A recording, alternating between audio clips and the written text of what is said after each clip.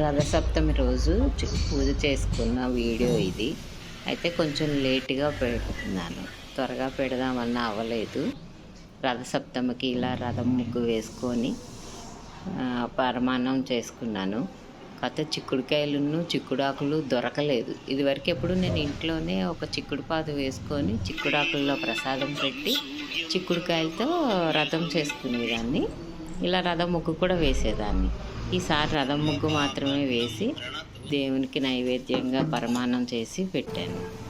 రథసప్తమి రోజు చిక్కుడుకాయలతో రథం చిక్కుడాకుల్లో ప్రసాదము పెట్టి రథసప్తమి చేసుకుంటాం. అందుకే దానిమ్మ పువ్వులు, దానిమ్మకాయ, దానిమ్మ గింజలు కూడా పెట్టుకుంటే ప్రసాదంగా మంచిది అంటారు.